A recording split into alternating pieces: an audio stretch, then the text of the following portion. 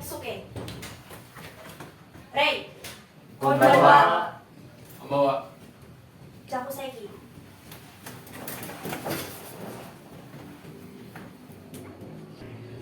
勉強の前に一緒にお祈りしましょう。始めます。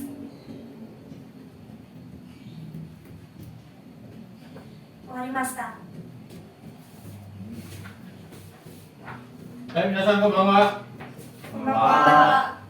Baik, pada malam hari ini saya akan membawakan materi tentang kanji sesuai dengan yang sudah sebelumnya. Perkenalkan, nama saya Ali Maskan yang biasa dipanggil Ali Sensei. Sensei itu ya memang guru seperti ini karena saya ngajar di program bahasa Jepang seperti itu ya.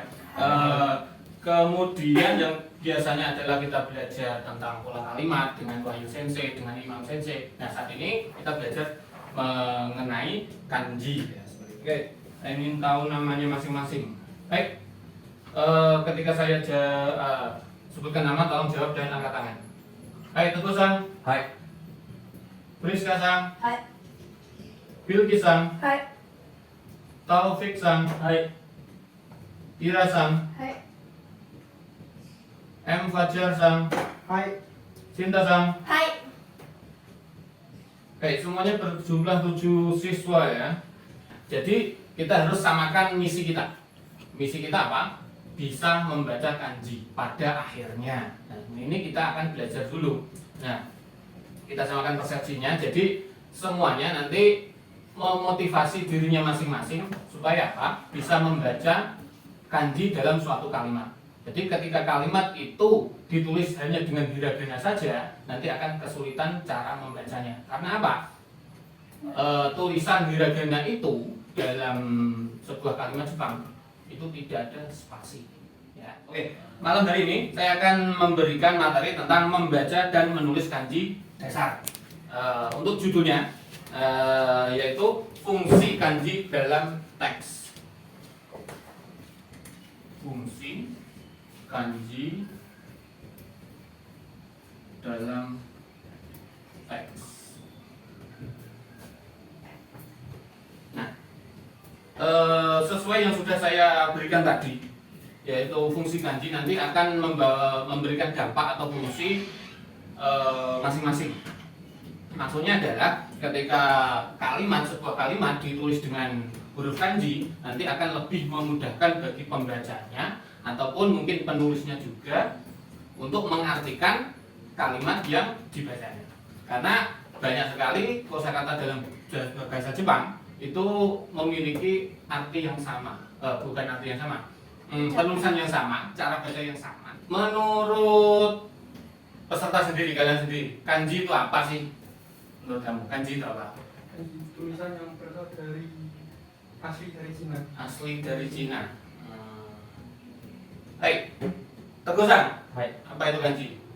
Sebuah coretan yang memiliki arti. Coretan yang memiliki arti. Apa tadi? Apa tadi? Tulisan dari asli dari Cina. Coretan yang memiliki asli arti. Nah, coretan yang memiliki bahwa kanji itu adalah suatu tulisan huruf yang berasal dari Cina, bukan punya Jepang sendiri. Dia diadopsi dari negara Cina karena pada saat itu Jepang belum punya huruf. Dia mengadopsi dari Cina, tetapi untuk cara bacanya, pembacaannya, pelafalannya berbeda dengan orang Cina dalam membaca itu sendiri. Jadi nanti saya punya contoh kanji. Contoh kanji itu seperti ini nanti.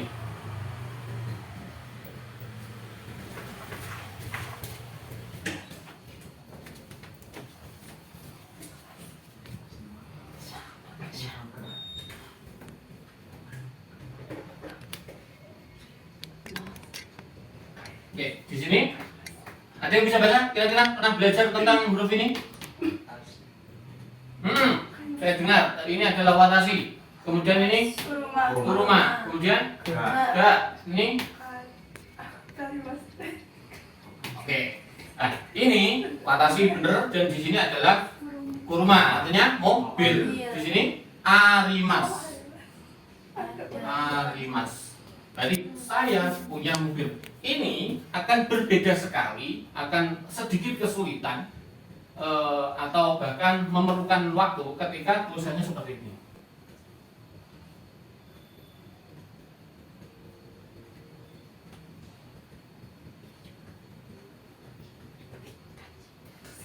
Seperti ini. Sama, cara bacanya sama. Watashi wa kurumaga arimasu. Di sini watashi wa kurumaga arimasu. Sama. Artinya sama. Tetapi ketika tulisannya tanpa kanji, tulisan yang ini nanti akan sedikit kesulitan. Ini apa ya? Kosakatanya yang mana ya? Watashiha. Ini partikel atau apa ya? Gak ngerti. Ini kurumaga a. Ini apa ya? Tetapi ketika sudah memakai kanji, ini akan jelas. Karena ini adalah kanji saya, ini adalah kanji mobil. Dan kadang-kadang dalam kanji itu adalah mengidentifikasi dari suatu bentuk. Misalnya kanji ini kuruma ini. Ketika kuruma ini saya miringkan, nanti bentuknya adalah seperti ini. Seperti ini kan? Sama? Sama ya bentuknya. Ketika ini adalah mesin, dianggap bahwa ini sebuah mesin mobil. Ini adalah rodanya kiri dan kanan. Seperti itu. Jadi cara mengidentifikasi kadang-kadang itu bisa di apa ya? Diingat-ingat bentuknya. Oh, bentuknya kayak mobil. Nah ini. Nanti akan ada beberapa kanji juga yang bisa diidentifikasi dari bentuknya. Tapi enggak semua. Ya, jadi kadang-kadang memang harus dihafalkan apa adanya. Harus hafal. Enggak bisa diidentifikasi semua. Struktur dan karakteristik kanji. Jadi kanji itu memiliki struktur dan karakteristik masing-masing ya. Jadi yang pertama adalah kompleksitas struktur kanji. Kanji memiliki struktur yang kompleks dan terdiri dari berbagai elemen. Elemen ya. Setiap karakter terdiri dari satu atau lebih garis yang membentuk bentuk tertentu. Satu atau lebih. Jadi bisa satu, bisa sangat sederhana atau bahkan sangat ruwet. Nah, ketika kita belum pernah belajar, kita menganggapnya sangat ruwet.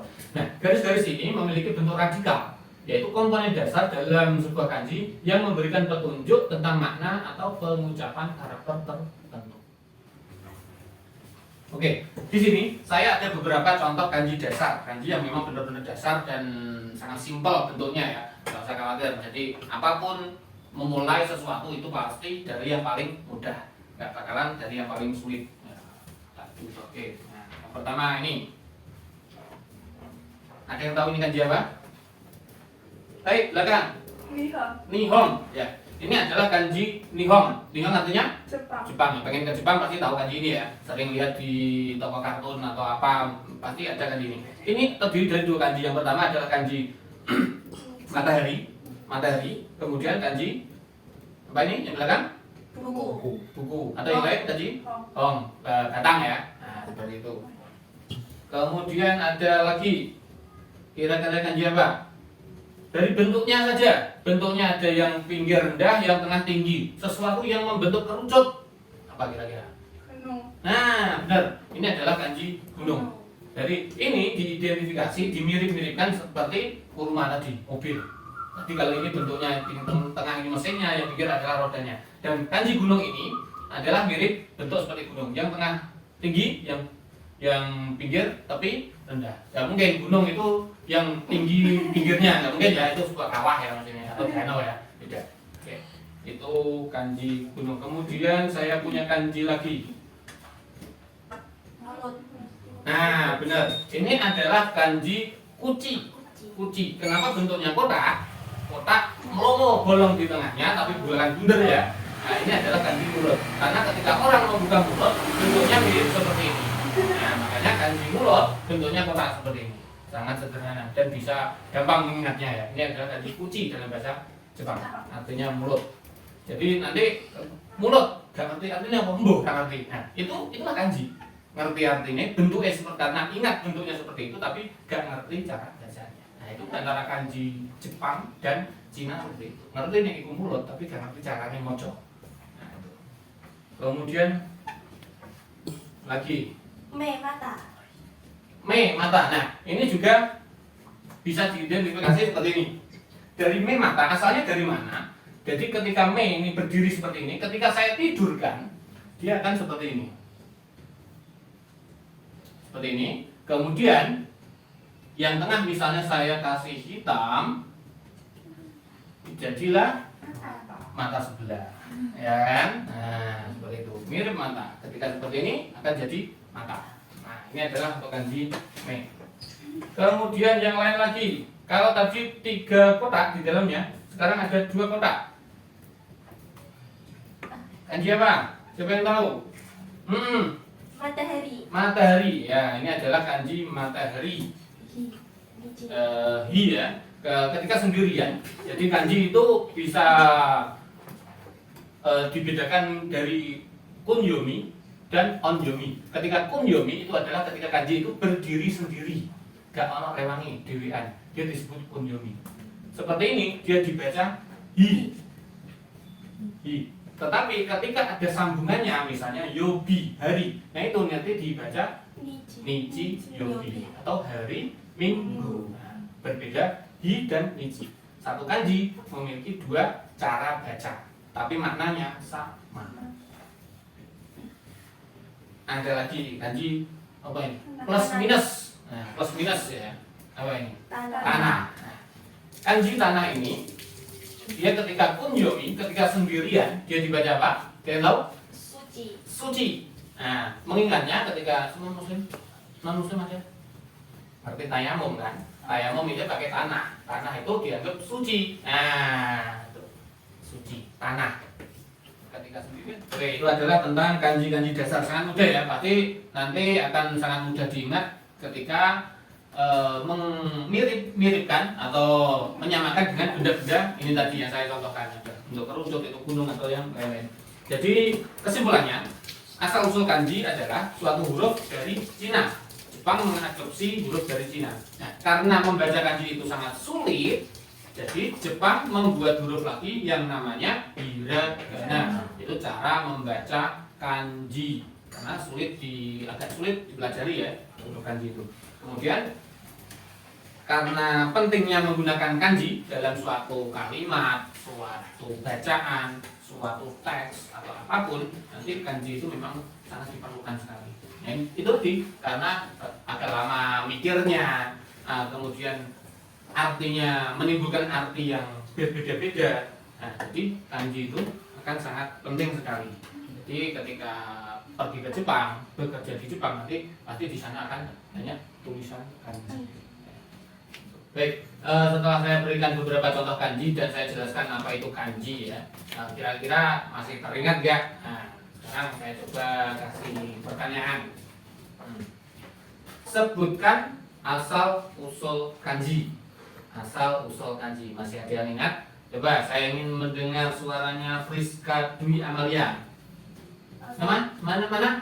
Oh ini, ya lupa saya. Asal usul kanji huruf asli dari Cina. Huruf asli dari Cina. Bisa, benar.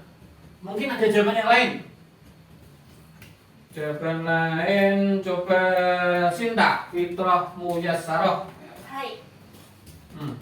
Apa? Asal usul kanji yaitu aksara dari Tionghoa atau Cina yang digunakan Jepang untuk menggambarkan suatu makna dari setiap kata. Oke, itu adalah sangat tepat ya, tepat sekali. Nah itu memang benar. Jawaban yang pertama itu benar. Memang pertanyaan saya juga memang asal usul kanji dan sudah dijelaskan lagi secara lengkap oleh Sinta Mulyasara. Nah itu ya. Oke, pertanyaan kedua. Sebutkan 2 cara membaca kanji. 2 cara membaca kanji. Ada yang ingat ya? Nah, tadi saya sudah itu. Dijawab oleh Taufikur Rahman. Hai. Kunyomi dan onyomi. Kunyomi dan onyomi. Benar sekali, tepat ya. Masih ingat berarti tadi benar-benar memperhatikan, ya cuman chat karo sopong enggak ya. Jadi background HP di bulanan chat ternyata benar. Kunyomi dan onyomi. Jadi kunyomi itu adalah ketika kanji berdiri sendiri, bacanya seperti itu, punya karakter sendiri. Ketika berjajar dengan yang lain dibaca onyomi, bacanya pun akan berbeda. Meskipun dengan makna yang sama, tapi cara bacanya berbeda. Oke, pertanyaan ketiga. Sebutkan 3 struktur dan karakteristik kanji. Struktur dan karakteristik kanji. Angel iki kita ya. Bu, penjelasannya seperti apa? Coba ya dengan bahasa yang mudah dipahami. Coba dijawab oleh Muhammad Fajar Aristianto. Hai. Hai. Yang pertama, kompleksitas struktur kanji. Penggunaan garis dan radikal dalam kanji. Ya. Dan yang ketiga, pengelompokan kanji berdasarkan bentuk dan makna. Pas sekali. Urutannya juga meskipun urutannya berbeda ya, berbeda ketika saya menjelaskan, tapi ya memang seperti itu. Itu adalah struktur dan karakteristik dalam kanji itu. Oke. Kira-kira sudah tahu ya materi yang saya berikan tadi tentang kanji, artinya kira-kira seperti itu. Kemudian saya akan memberikan sedikit soal evaluasi ya. Mudah nggak tadi yang saya berikan? Jadi ini nanti saya berikan soal di sini, nanti dijawab di sini dengan pensil saja. Ada beberapa kanji dasar dengan pensil ditulis kunyominya saja, nggak usah onyomi. Kunyomi berarti ketika dia berdiri sendiri, jadi paling mudah ya. Di sini nanti di sebelah kiri adalah kanji, sebelah kanannya nanti ditulis cara baca dalam hiragana, bukan katakana, karena kanji itu punyanya Jepang, nggak mungkin dengan katakana, seperti itu ya. Ini saya bagikan nanti dalam ya sekitar 2 menit dikumpulkan kembali.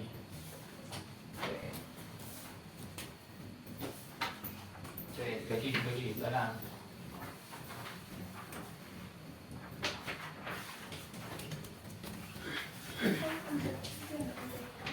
Sudah dapat semuanya? Oke, dikerjakan mulai dari sekarang. Waktunya 2 menit, mulai dari sekarang. Sudah diam, kerjakan sendiri.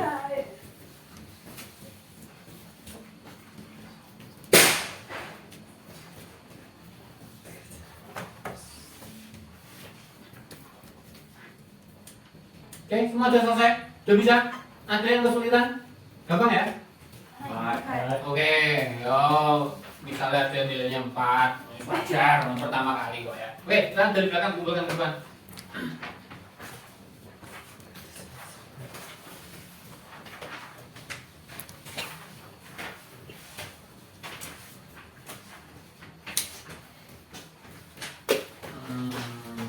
Oke, terima kasih. Ini nanti akan saya koreksi. Juaranya segera saya umumkan. Oke. Kemudian sebagai tugas tambahan agar lebih paham tentang kanji akan saya berikan beberapa tugas ya. Tugas nanti dikerjakan di rumah. Yaitu yang pertama cara belajar kanji. Nanti kanji yang sudah kalian pahami itu nanti selalu digunakan untuk membuat kalimat. Ketika ada tugas dari pola kalimat itu nanti kanjinya digunakan untuk menulis. Jangan melulu menggunakan hiragana, kanjinya digunakan biar gak hilang dan ditambah lagi. Kemudian sebagai tambahan mencari beberapa kanji dari kata kerja, kata benda dan kata sifat masing-masing 15. Dari 15 kata benda, kanji dalam kata benda 15, kanji dalam kata sifat 15, dan kanji dalam kata kerja 15. Dikumpulkan nanti pada pertemuan berikutnya. Dikasih arti dalam bahasa Jepang dengan hiragana maupun arti dalam bahasa Indonesia. Bang? Hai, pojok, Kak Kuning, apa tadi tugasnya? Tugas mencari kanji yaitu 15 kanji dari kata benda, 15 kanji dari kata sifat, 15 kanji dari kata kerja beserta arti dalam hiragana bahasa Jepang dan arti bahasa Indonesia. Dikumpulkan kapan? Minggu depan. Minggu depan? Pertemuan selanjutnya. Pertemuan berikutnya. Belum tentu minggu depan ya. Iya. Pertemuan selanjutnya minggu depan nih. Oke, kira-kira itu pertemuan kali ini. Ada yang mungkin ada yang perlu ditanyakan tentang kanji? Nggak ada ya? Oke, nanti kalau ada pertanyaan mungkin bisa disampaikan ke sensei. Yang tadi mungkin kalau tentang kanji, kemarin saya dapat kanji ini kok bingung maksudnya apa? Mungkin seperti ini. Atau kanjinya mirip, nah mungkin seperti itu ya. bisa ditanyakan atau di chat ya. Ada punya nomor saya semua ya. Hai. Nah, itu boleh. Oke, untuk selanjutnya ditutup seperti biasa. 勉強した後で一緒にお祈りしましょう。始めます。終わりました。皆さん起立。気をつけ。礼。どうもありがとうございました。